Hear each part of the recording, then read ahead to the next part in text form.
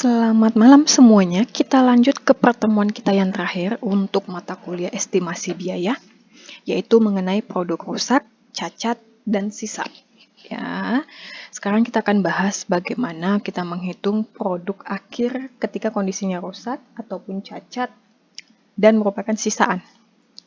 Nah, pada dasarnya setiap kegiatan produksi itu kan nggak lepas dari produk yang namanya produk rusak, produk cacat, dan produk sisaan dari si bahan ini.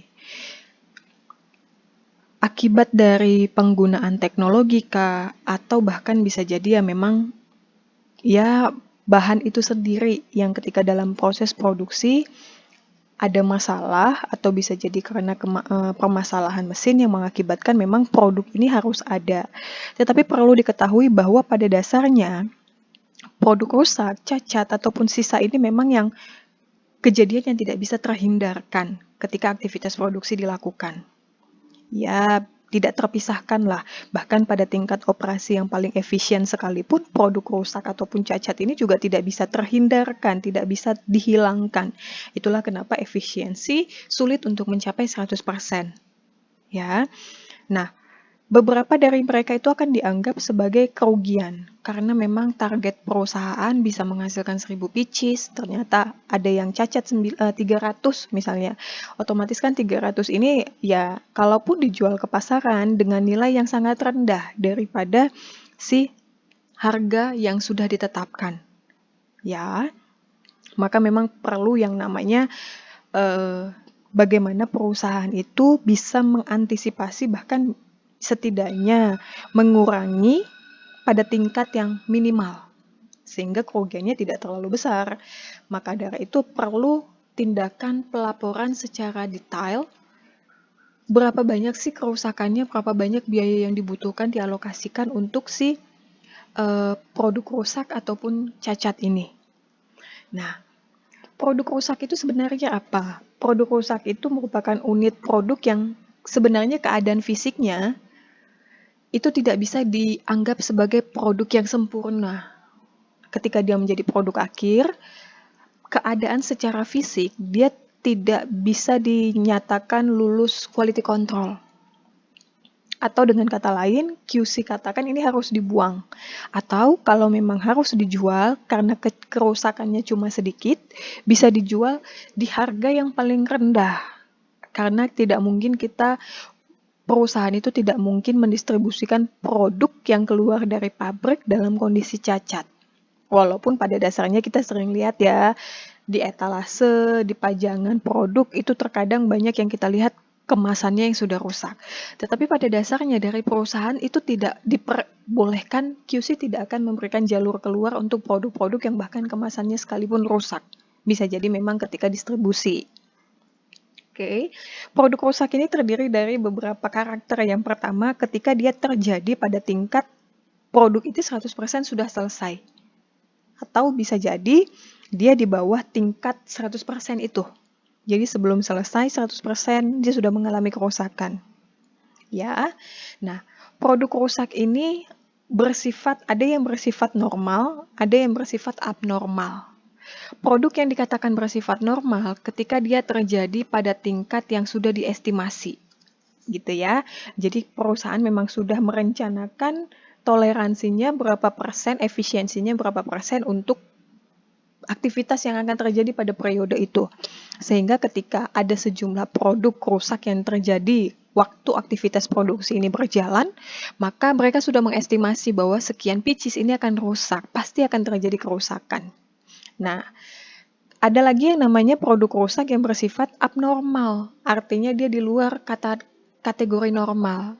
Di luar kategori normal artinya dia memang kondisinya di luar dari yang bisa diprediksi diharapkan, akan tetapi masih bisa terkendali. Contohnya akibat kerusakan mesin, atau misalnya bahan yang digunakan itu di bawah standar. Karena memang waktu penerimaan raw material, QC juga harus melakukan pengecekan bahwa bahan raw material yang mereka gunakan itu sesuai standar. Tujuannya apa?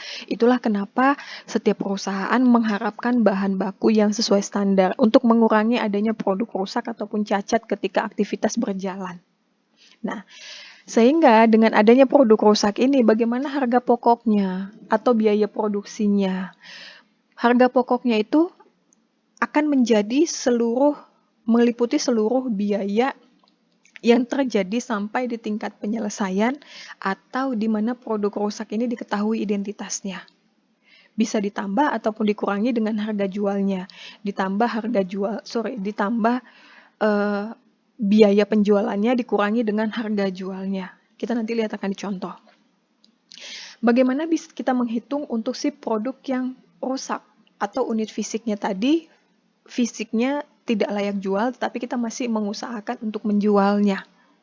Ya, rusak sedikit lah gitu ya. Jadi berbeda dengan yang namanya produk cacat. Kalau cacat, nanti saya akan jelaskan. Saya satu-satu dulu ya. Nah, saya katakan tadi bahwa ketika kita menganggap bahwa produk rusak cacat ini sebagai sebuah kerugian, maka diperlukan pencatatan yang teliti. Oke, pencatatan ini ditujukan untuk menentukan harga pokoknya. Karena kan otomatis kita harus tahu dia terjadi pada saat kapan. Atau kemungkinan harga jualnya akan menjadi berapa. Harga pasarnya akan kemungkinan jadi berapa. Jadi kita perlu tahu harga pokoknya. Serta tujuan yang lain adalah untuk perencanaan dan pengawasan manajerial. Jadi diusahakan manajerial bisa memberikan keputusan atau pertimbangan bagaimana supaya ini bisa diminimalisir.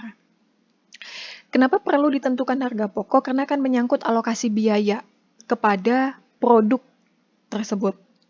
Nah, untuk tujuan perencanaan dan pengawasan, harga pokok ini akan menyangkut pembebanan biaya kepada pusat-pusat yang bertanggung jawab terhadap biaya tersebut. Cacatnya itu terjadi karena apa?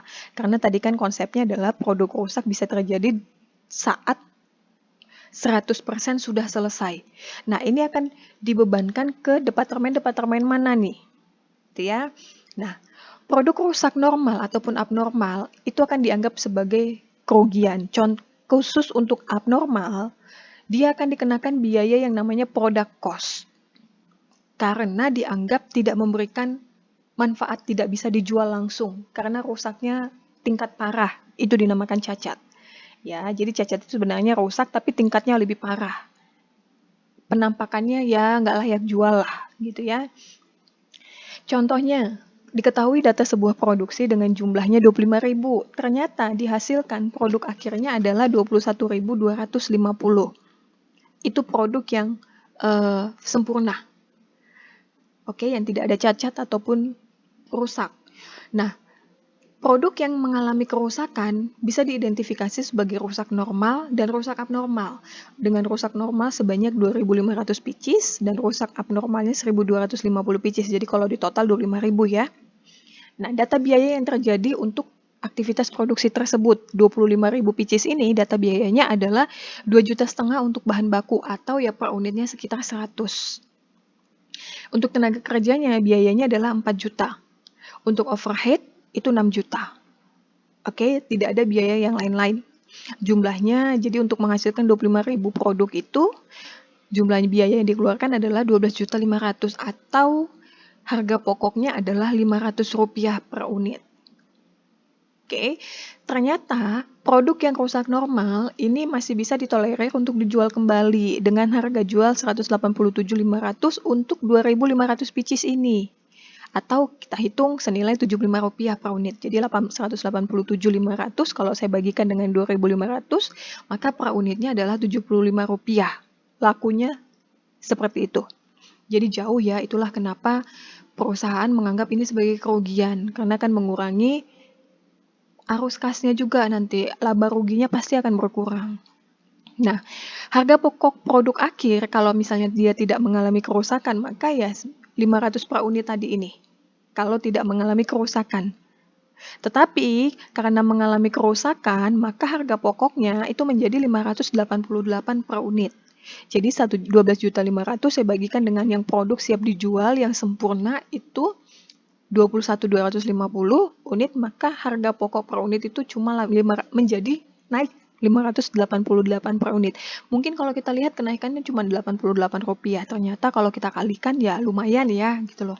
Jadi perhitungannya kan sebenarnya aktivitas produksi ya bisa jadi satu shift itu cuma 25 untuk mass production. Jadi kalau dulu saya pernah kerja di pabrik makanan, 25.000 ini ya sebenarnya kurang dari satu shift. Ya, jadi satu shift itu bisa menghasilkan 35.000 satu shift doang.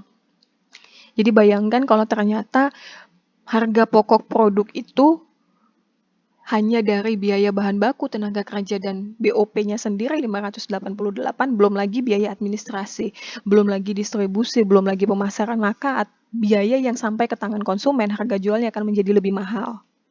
Ya, jadi larinya nanti ke situ.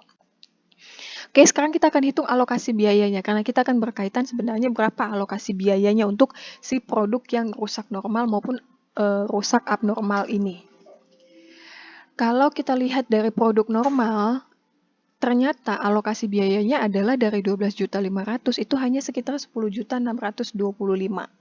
Jadi bahan bakunya dari 100 unit dengan jumlah produk 21.250, maka bahan bakunya hanya 2.125. Untuk tenaga kerjanya 3.400 dan overhead pabriknya 5.100. Jadi saya pakai standar yang 21.250. Biaya per unitnya tadi sudah ada ya. Bisa dihitung sendiri juga. Nah, alokasi biaya untuk produk normal itu adalah 10.625. Bagaimana dengan alokasi biaya untuk produk yang rusaknya sifatnya normal, sebanyak 2.500 unit. Jadi dengan biaya per unit 100, maka bahan bakunya itu adalah Rp250. Tenaga kerja Rp250.000, tenaga kerjanya sebanyak 400.000, overheadnya 600.000. Jadi kalau dihitung totalnya adalah 1.250.000. Ini biaya produksi untuk si produk yang rusaknya normal. Nah, bagaimana dengan yang rusak abnormal? Ternyata 625.000. Jadi kalau dihitung biaya kerusakan sekitar 1.875. Lumayan besar gitu ya. Nah, sekarang kita akumulasikan harga pokok produknya. Produk akhir tadi 10.625. Rusak normalnya tadi 1.250. Abnormalnya 625. Dan ada aktivitas produk yang rusak yang normal tadi masih bisa dijual dengan nominal 187.500. Jadi kita akan kurangi dengan, ini dianggap sebagai sebuah pemasukan. Jadi dia akan mengurangi, makanya seperti yang ini tadi ya, dikurangi ataupun ditambah. Penentuannya itu di sini. Ketika ada proses penjualan untuk produk yang sifatnya normal, rusaknya normal, maka dia akan mengurangi harga pokoknya. Maka 10.625 saya jumlahkan dengan harga pokok dari rusak normal, rusak abnormal, saya kurangi dengan penjualan dari si rusak normal. Maka sebenarnya harga pokok untuk 25.000 unit itu adalah 12.312.500. Sorry, ini di luar sih. Ini untuk semuanya ya. Ini untuk semuanya. Maka ini harusnya 25.000. Coba kita hitung 12.312.500. Saya bagikan dengan 25.000. Sebentar, saya ambil kalkulator. 12.312.500 saya bagikan dengan 25.000, maka sekitar 492,5 rupiah per unit. Oke, jadi kelihatan ya, kalau misalnya ada aktivitas penjualan, ternyata ya lumayan menguntungkan. Jadi biayanya itu adalah 492,5 hanya untuk harga pokok produk ini sendiri. Oke. Lalu selanjutnya, nah, kita simpulkan bahwa ketika harga pokok produk akhir, sebentar. Sepertinya ada yang salah di sini. Nah, harga pokok produk akhir itu adalah 12.500.000. 12.500.000 dibagi dengan 25.000 unit. Harga pokok produk per unit sekitar Rp500. Kayaknya ini ada yang salah hitung nih.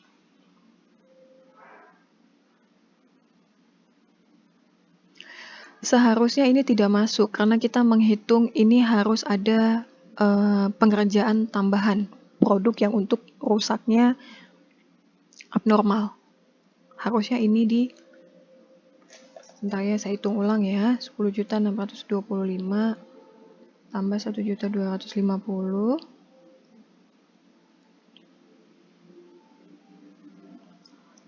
kurang 187.500. Oke, saya hapus dulu ya. Oke, nah akumulasi untuk harga pokok produk dari keseluruhan produk, oke, ini kita anggap sebagai beban yang menambah, atau kita katakan tadi kerugian. Tetap dia akan menambah si biaya produksi karena dia dihasilkan bersamaan dengan produk akhir ini dihasilkan, sehingga dia dijadikan beban. Maka ini dari produk yang normal, produk akhir yang baik, ini produk yang mengalami rusak normal, ini produk yang mengalami rusak abnormal, saya kurangi dengan hasil penjualan dari si produk yang sifatnya rusak normal. Saya akan bagi dengan 23.750 unit. Kenapa? Yang rusaknya abnormal, saya akan anggap ini belum layak jual. Harus ada proses pengerjaan kembali. Dia, maka atau istilahnya ya rework cost. Jadi ada rework cost tambahan untuk si produk abnormal sehingga untuk dia layak dijual kembali. Maka produk yang memang layak dijual kembali itu adalah 23.750 atau sekitar 518,42 unit. Ya, dengan harga pokok ketika dia tidak mengalami kerusakan sebanyak Rp500 per unit. Dengan kondisi ketika mengalami kerusakan dia naik sebanyak Rp18,42 per unit. Oke. Nah, tetapi kalau misalnya kita hitung produk yang hanya, jadi bandingkan dengan produk kalau misalnya tidak terjadi cacat, itu 588. Jadi kalau kita hanya jual saja produk yang tidak mengalami cacat, maka harga HPP-nya itu menjadi 588 per unit. Tetapi karena masih ada pemasukan tambahan atau kas yang masuk dari penjualan si produk yang rusak yang normal sebanyak 187.500, otomatis ini kan mengurangi beban operasinya menjadi 518,42 unit. Itu ya. Sekarang kita next ke produk cacat. Oke. Nah, produk cacat itu diartikan sebagai unit produk yang keadaan fisiknya itu tidak bisa kita anggap sebagai produk layak jual atau produk akhir, tetapi harus mengalami perbaikan terlebih dahulu baru kita bisa jual dalam bentuk produk akhir. Tetapi ketika dijual pun karena dia sudah mengalami rework tambahan, maka dia harus dijual dengan saluran distribusi yang berbeda, tidak diperlakukan sama dengan produksi rusak tadi.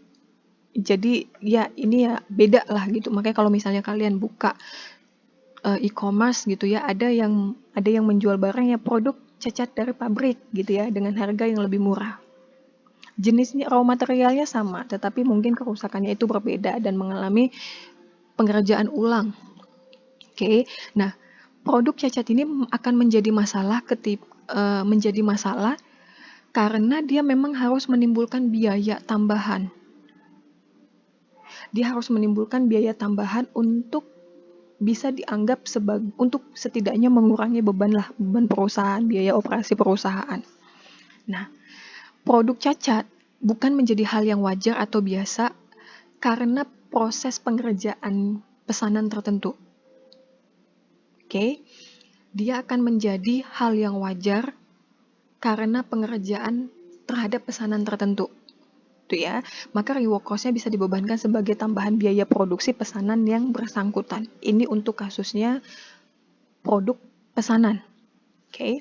Nah, pada dasarnya rework cost ini bisa dibebankan kepada semua produk dengan catatan dia diidentifikasikan sebagai BOP.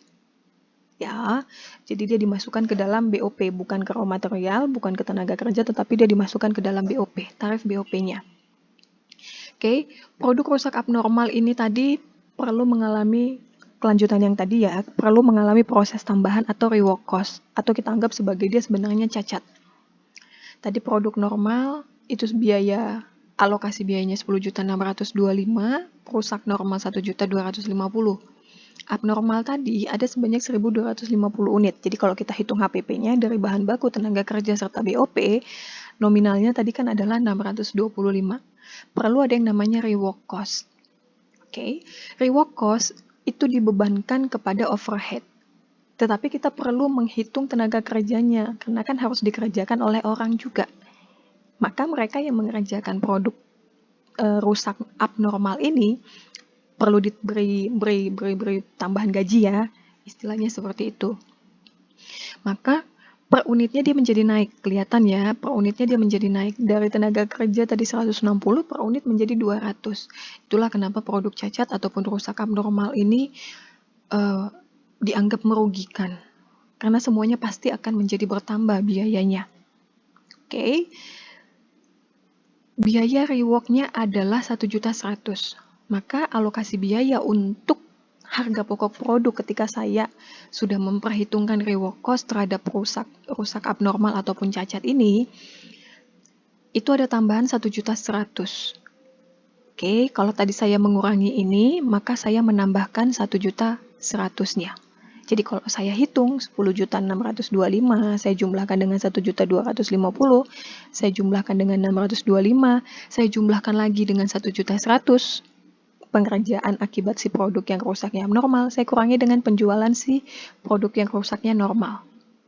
Maka HPP-nya untuk ke 25.000 unit tadi, saya akumulasikan, maka ini udah siap dijual ya, menjadi 25.000 unit. Itu menjadi biaya bersamanya adalah 13.412.500, naik ya dari 12.500.000, sehingga HPP per unit adalah 536,5. Oke. Nah, HPP produk untuk 23.705 unit, baik produk rusak maupun produk yang baik maupun rusak yang normal tadi 518. Kalau saya pluskan dengan yang rusaknya abnormal setelah saya kerjakan kembali, maka dia menjadi 536. Jadi naik sekitar 18 unit, nggak nyampe 18 rupiah per unit. Ya, itulah pentingnya kenapa perlu pencatatan terhadap produk rusak yang normal sekalipun maupun abnormal.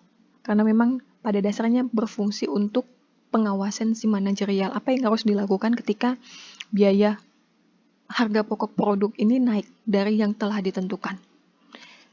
Oke. Nah, materi kita udah selesai untuk semester ini, nanti akan menjadi bahan UAS. Kalian bisa akses semuanya di e-learning, PDF kalian bisa klik dari link yang sudah saya masukkan di e-learning, dan kalian bisa akses juga video ini, tetapi absen dulu dari e-learning, dan videonya ada di YouTube. Oke, kalau ada yang tidak dimengerti bisa diputar kembali atau bisa ditanyakan ke saya. Sampai bertemu lain waktu kalau ada kesempatan. Dan terima kasih untuk di semester ini, kita sudah selesai. Saya harap semuanya lulus semuanya.